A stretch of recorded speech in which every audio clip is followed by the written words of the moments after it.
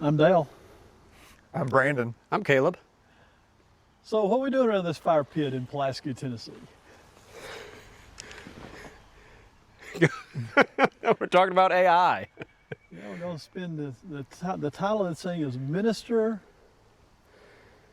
Meets Machine. Meets Machine. And we're going to talk about AI and its uses in ministry and the church. So it's interesting, all the stuff that happened the last few years. If anybody told us where we'd be today 5 years ago, we'd have thought that's crazy. So tell about your experience. So I've been preaching at HAT for 20 years and try to vary things up as much as possible, because after 20 years it's easy to fall into a rut, and I try to avoid them as much as I can. And so I found AI a good opportunity to allow me to find variation in theme and variation in presentation and all these different opportunities that it opened up to change my work at HAT. Yeah? And did it help? Yes, it did. And it still is. I'm still learning new ways to develop ideas and change ideas and challenge myself. Well, let's get started then. Welcome to Minister Meets Machine, the podcast helping ministers use AI wisely, ethically, and effectively in real ministry. With your hosts, Brandon Jackson, Caleb Kelsey, and Dale Jenkins. Thanks for joining us.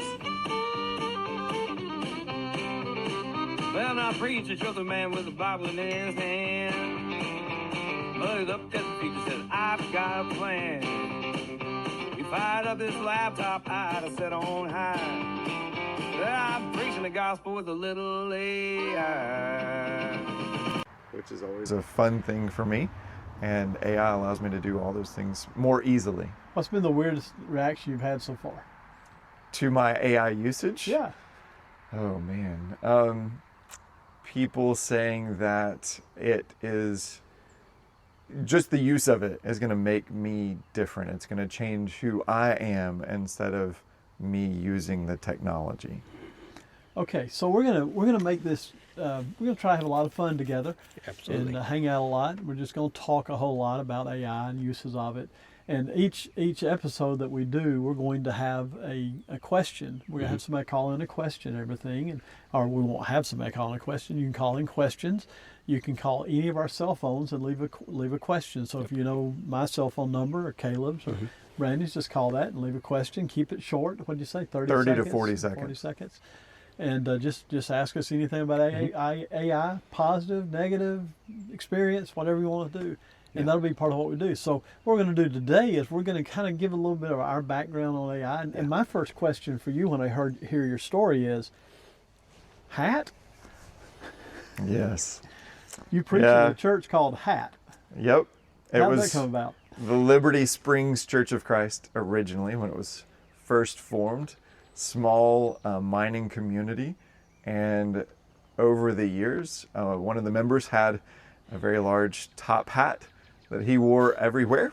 And as people do, they began to associate his hat with the congregation. And then they built a new building back in the 50s, and it looked a little bit like a hat. And pretty soon everybody said, that's where the hat goes. And it became the HAT, H-A-T-T, Church of Christ. And it has been a place where they have a tradition of allowing ministers to stay year after year. Yeah. And I'm one of the lucky men who've been able to fill that role there.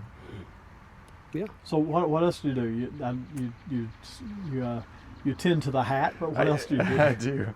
I also run a fly fishing retail store called the Riverside Fly Shop, where I guide and my wife guides, and we teach people how to fly fish, how to tie flies, provide all the gear that's necessary for fly fishing. That's led me into AI. I think probably my very first usage was advertising related for the shop, and it's helped me with financials and different things there. But I also have a small farm, and we have some acreage and heavy equipment, and I love operating heavy equipment. AI helps. What do you grow on your farm? Cows trees. or trees. Okay. Yes. Yeah, it's a tree farm primarily. My daughter has cows and horses and goats and guineas and ducks and a few other things, but I'm more interested in the tree and the land. So we created schedules for what needs to grow, what needs to be done with AI, and it's fantastic for that. And it also helps me find the tools that I need and the information that I need to help maintain a lot of that heavy equipment. So I'm a fairly heavy AI user because of all of those different interests and work. Yeah, neat. And you're married and have 2 daughters. I have 2 daughters, 2 beautiful young ladies that are growing into their maturity, and we're happy. You don't want to give out family. your phone number or anything, but you do have guns, I imagine. So I do. you better be Yes. careful, right? Lay Yes. off the girls. All right, right. Caleb, tell us about yourself.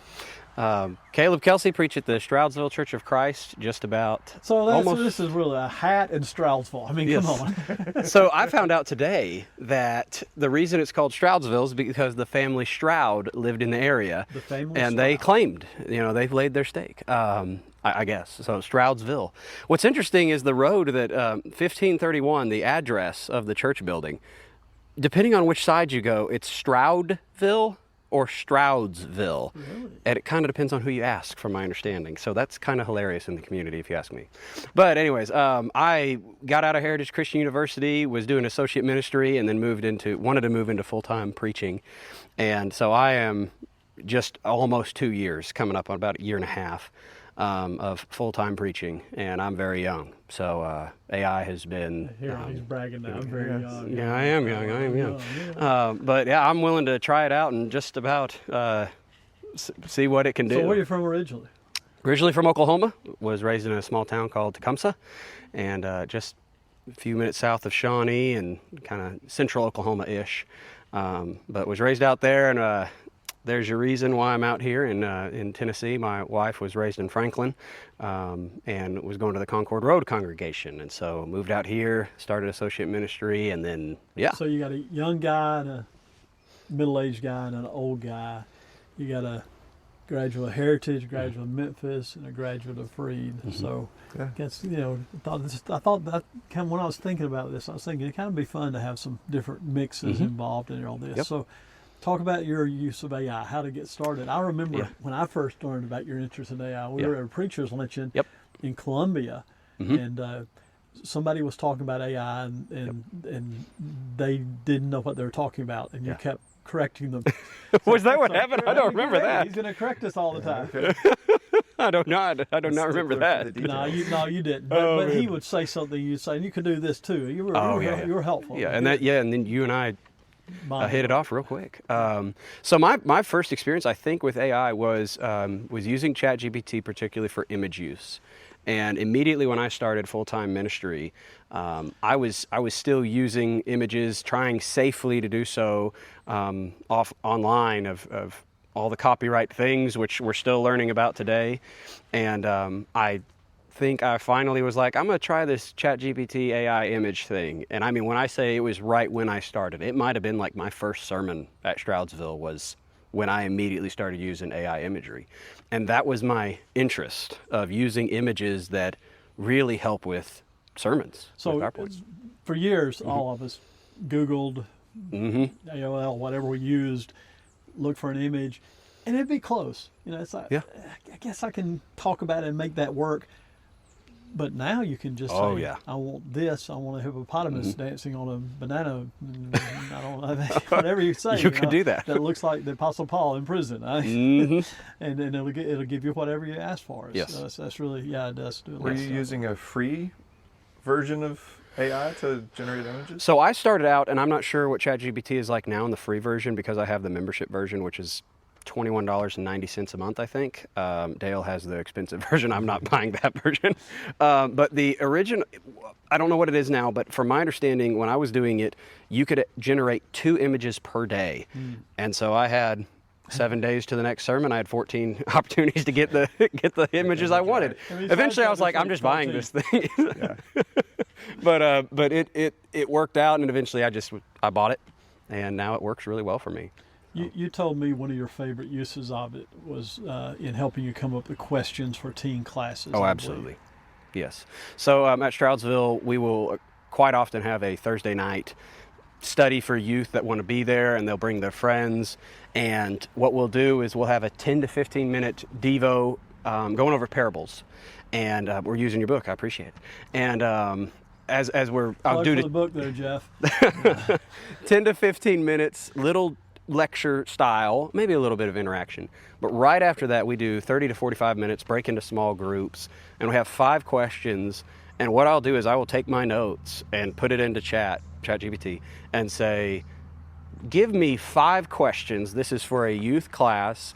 And I might say, I want it to start here with a kind of an intro, not very deep, and then get a little harder in the middle and get really encouraging towards the end. And this needs to be a question that just about everyone feels comfortable answering in their own words. Doesn't need to be yes or no. It's, hey, what did Jesus making you with the parable of the mustard seed? He can do great things with such little things.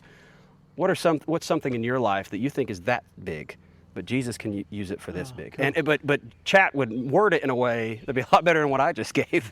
That's incredible for me. Yeah. So you're doing a good work there. Trying. I understand a lot of folks being baptized, and you're reaching a lot of those teenagers. So this isn't about that, but everything we do is about that. So Amen. Thank Amen. you. Yeah. So what else will you talk about? Well, you've got to go.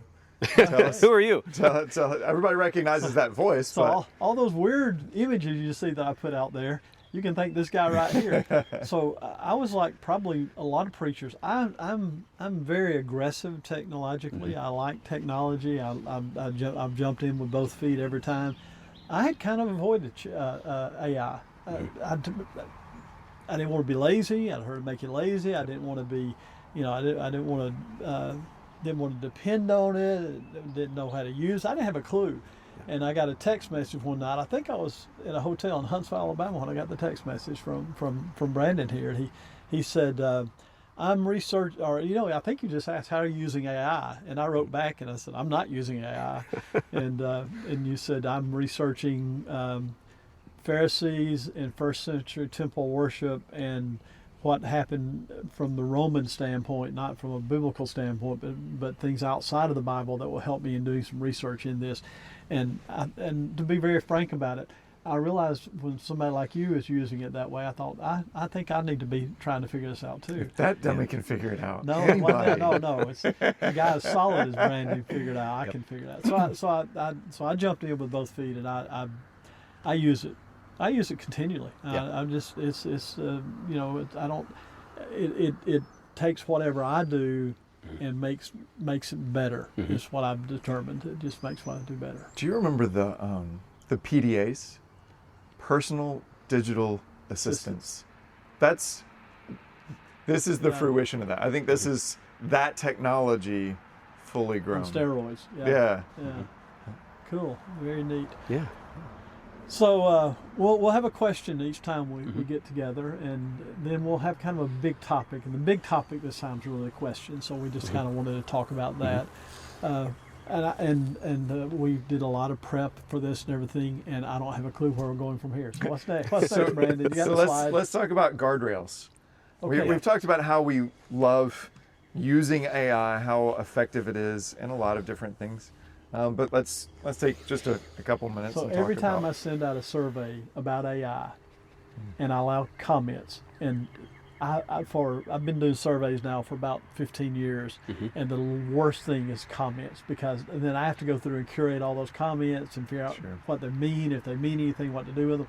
AI has made those comments marvelous now. Oh yeah. Because I can take it and say, which are similar, to spell it down, 300 comments I got to wade through, and so. But every time I ask an AI question in my surveys I do, inevitably there's somebody, I don't know who it is, you know who you are, there's somebody out there that writes like a 2-page document on how dangerous AI is and how it'll make you lazy and how it's no good. So what are some of the dangers of AI?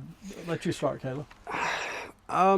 As someone getting into ministry, having just gotten into, I can see it being very easy to just say, hey, make me a sermon on Matthew 4, Jesus in the wilderness, and then I print that off and I just walk up there. And I have concerns with that of, I don't know if I'd say that's what's the right word of lazy. It feels wrong. But that being said, we do have brethren who will take a Gus Nichols outline, a Guy in Woods outline, and they'll go preach it with, I don't know if they look at it. I don't know if they make it their own. So the danger there is probably two or threefold. One is the laziness of a young guy. Just getting into it and not doing the deep work that has to be done.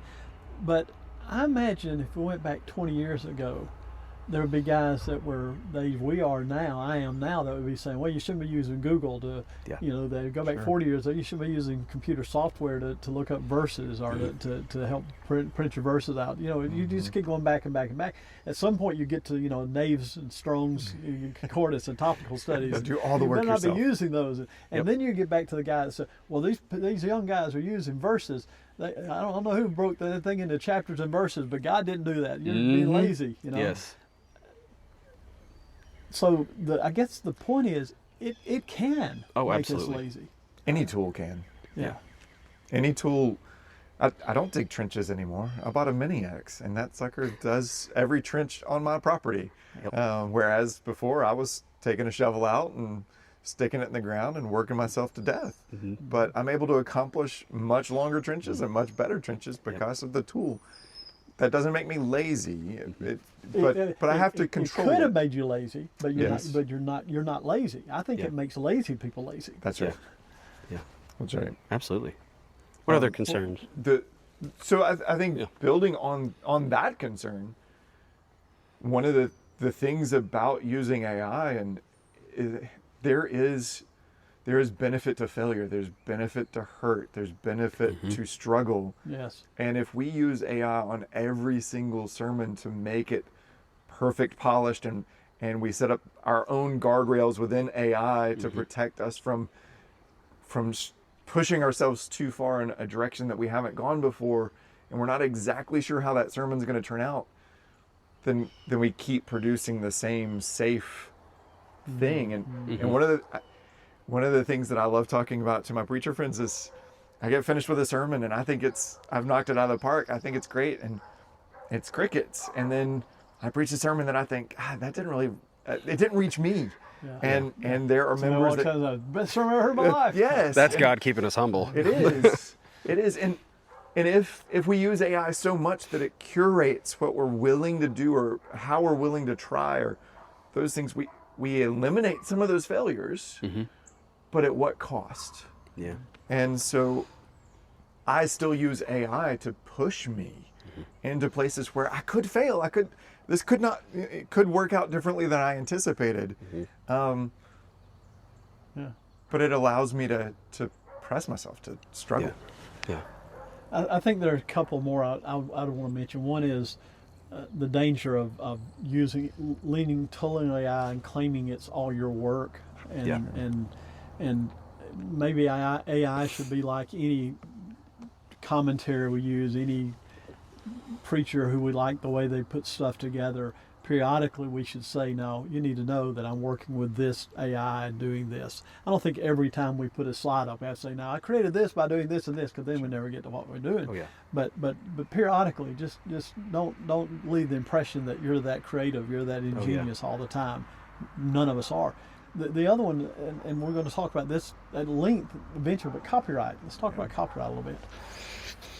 Copyright's We're learning. scary. Yeah. Go ahead. It is. There are so many ins and outs.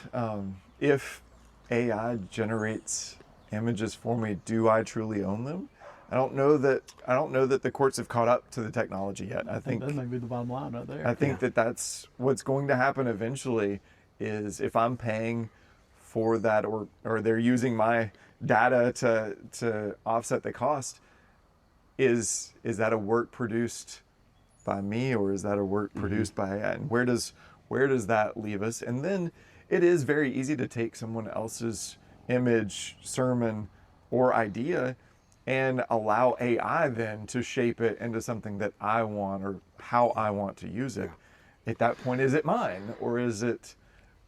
It's my understanding, and this could have changed. AI is changing all the time. I've got a book It may be that talks changing about as how we to speak. use. It talks about how to.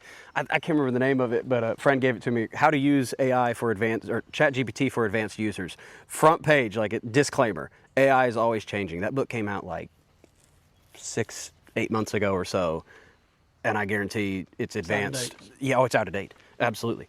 But when it comes to copyright, it's my understanding, like images wise, it's my understanding that if you make an image, you could sell the image, but I could also sell the image. So I mean, you can't claim it as your own. Now I could be dead wrong on that because we're continually moving forward and making new laws on it and stuff. It's my understanding. Would you agree, disagree? Is that You ahead of me, the lawyer. So.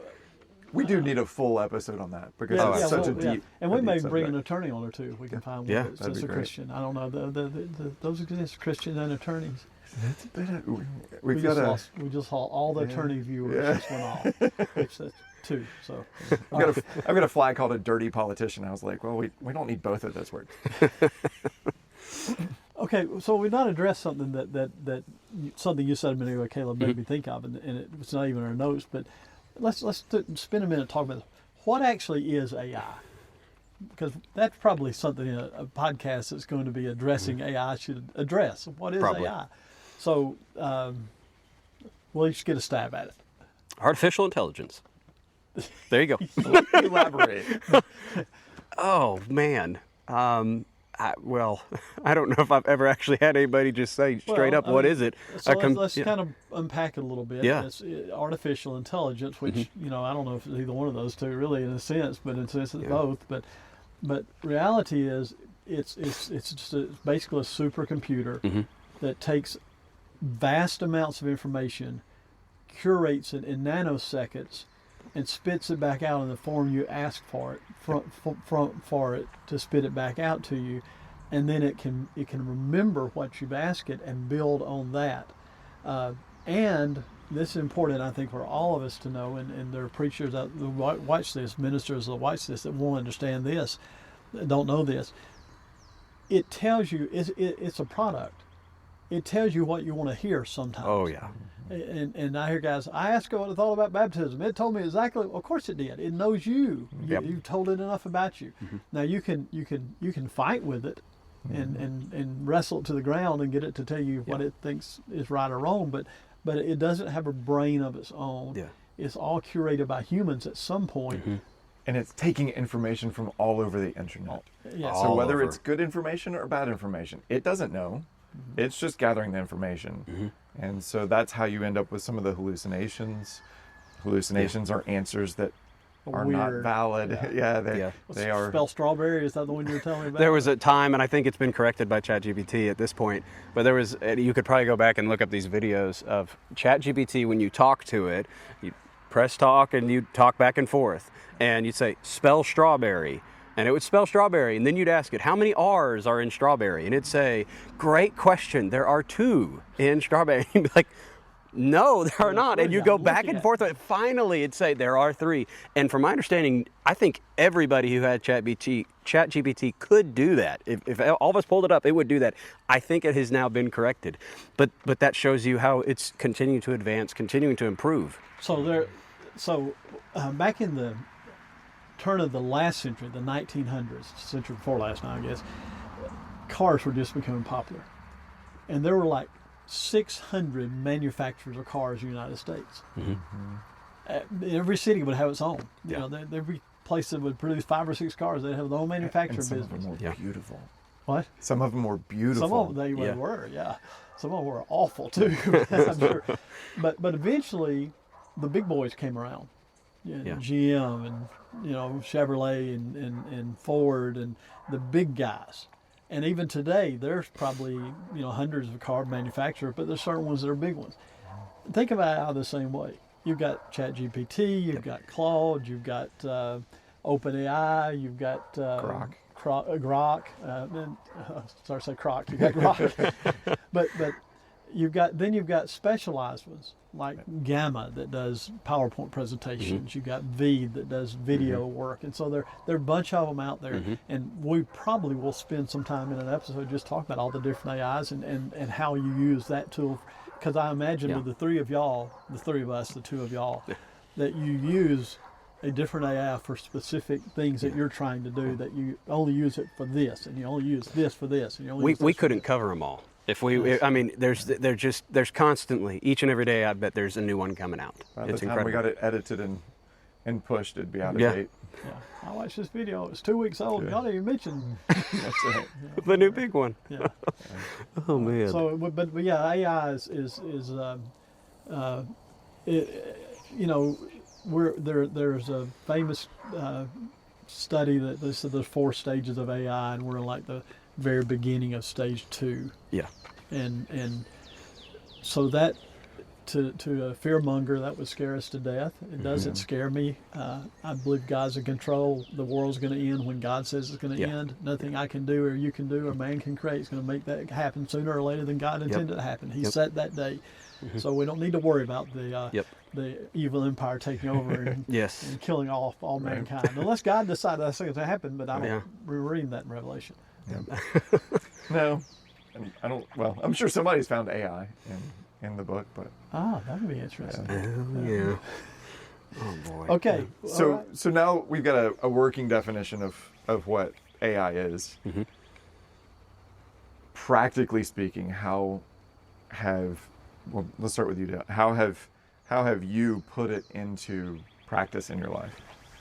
Well, we don't have that much time. We don't have that much battery life on the video or the audio. But you know, I will write something and I'll say, you know, perfect this for me, make it better. Is that mainly grammar, or is it thematic, or voice, or all of the above? A little of both. Okay. I mean, you know, I'm primarily grammar. I don't know how many times I'll say don't change anything in the content here. But sometimes I'll say, I've got 4 things here. I need 6. Add 2 to this, and add 4 to this, and then I'll pick from those 4 or whatever. Yeah. I love to use it for writing purposes. You've already mentioned images. And images are so neat to be able to create with AI and that ability. And then I just use it just like, you know, like I used Google before, and the people probably scoff at that, but I do. It just makes sense. It helps me. Well, we're going to spend an episode, I think, soon about talking about AI ministry and how it can help us in our real ministry. Oh yeah. Getting into the practicalities of how it fits and where. Caleb, how can you give one example of this is what I did with AI in the last week? Rather than sitting down and taking an hour to work on a bulletin article, I went in the auditorium and said my bulletin article into ChatGPT, and then I went and pressed send, and then I looked through it to make sure it's basically what I want, and I saved myself a lot of time. So you're able to use it as a transcribing tool? So that it could put periods where I needed it to put periods, and then it may change that much, but then I'd go through, proofread it, make sure it's what I want to go into the bulletin. You talked about using it with illustrations earlier when we were talking. Yes. My favorite usage in the way that I got started, I know that we talked about first century usage, and that was a product of me having heard Justin Rogers preach a lesson on grace and the word charis, and how we have this definition of charis that wasn't the definition of the word in the first century. And so I used chat to do the research. I didn't have access to the academic tools that someone like Justin Rogers does. And so I would start interacting with chat and asking it to go to first century sources and scan them for the Greek word charis and find every place that you can find it in the first century outside of the Bible, and then give me some context. Pull up those references, let me make sure that they're real, and then give me some context of where it was being used and how. And then I was able to see how someone in the first century, if Paul said charis, what their mind would go to and how they would perceive that. Because what we've done is we've experienced that word only in Paul's writing, and we've assumed some things about what it meant and how it meant. And chat doesn't have those assumptions. I can give it prompts that limit its scope and focus, and it was able to pull those up. And so it was super exciting for me to be able to do that research that I wouldn't have access to that you otherwise. that you wanted to do, Yes. but you could not have done had you not had that ability. That's right. That's cool. Very neat. So I like using it for just studying a verse. You know, look at 2 Corinthians chapter 1 verse 6, and this word used. Where else is that word used? Does Paul use it? Anybody else use it? So how was it used in the first century? How was it used classically? What does it come to mean through the years? What are theologies that develop around this word? It's limitless, it seems like, the things you can learn with it. Yep. So the section we're talking in right now, just so our listeners, viewers will know, is called In the Wild. Yeah. And so each time we get together and do one of these, part of this time is going to be in the wild. We're going to talk about whatever it is we've been dealing with, how we use it on a practical basis. And we'll bring in some other people maybe for that as well periodically. That should be fun. Oh yeah. Because we're not able to be experts in all the different facets, but we can show how we're using it for sure. I think we hear about claimed AI experts, and I'm not convinced. It's always advancing. I mean, those who dedicate their entire lives at the moment to it, they're experts. But man, they are researching. Well, you could be an every expert single day. today and tomorrow be totally behind Yes. because something, Claude came out with a new model. I mean, some of the stuff they're coming out with every day just blows my mind. Yeah. And it seemed like it started kind of slow and it's really picked up steam even in the last couple of months. So. Yeah, I really don't know. I mean, we compare it to Google when Google came out. It is a unique thing in a certain way to come out. And what are your thoughts about that? I mean, being unique of He's asking like somebody who wasn't there when Google came around. I wasn't. What was the world I like? felt the same way about Google as we do. The internet opened up access to resources that you would not have been able to put your hands on. I remember I learned how to copy and paste a verse from a software into my notes on my computer. Yeah. And it was a game changer. Blew my mind. I thought it was crazy. So same sort of thing. Yeah. All right. So let's talk for a minute because we're going to wrap up here. I think pretty quickly. Let's talk for a minute about what we hope to accomplish with this show. What do you think this is going to be like? To get conversation going. Yeah. This is something that isn't being discussed in the Lord's church right now. It seems like. And I think this is a good way for us to just talk about it and recognize we're not perfect by any means, and we've got a lot to learn. So let's learn together. So that's important. I think we're not wearing a big humble badge, but we also are going to be very clear. We're not claiming to be experts on this. I have it all figured out. We're just going to discuss it and work through some things that'll be useful. I like that. Yeah. I think it'll help me personally push myself and think about how I'm using it and think about the consequences and think about the right and wrong ways of using it. And then that struggle, then I can help others navigate. And I think that's going to be a big first step, is navigating how we feel about it and what moral issues there are, and if there's some difficulties, and helping to navigate some of those things, but then also opening the door to this wonderful tool that, when used correctly, can help ministers reach souls more effectively. Yep. That's kind of my I want us to help guys figure out how to use it. Yeah. Maybe curtail a little bit of fear from it. And then, we'll get some things wrong. And we need to be clear about that. You said it, we're not experts. Next episode we'll open up with, we take it back. All the disclaimers. But I mean, there'll be people that watch this that will know a whole lot more than we know about it. We're just three guys decide to get together and do this. So thank y'all. I'm excited about what we're going to do together. Step up where we can and do what's available and discuss some fantastic tools. That's All right. Play us out of here. Next week, or next episode, we're going to look at why aren't we talking about AI use? Why aren't we disclosing as fully maybe sometimes as we should our AI use, or talking about it amongst ourselves as easily. And then, some of the true dangers. We're going to dive into some of those dangers more fully. Yeah. Excited about it.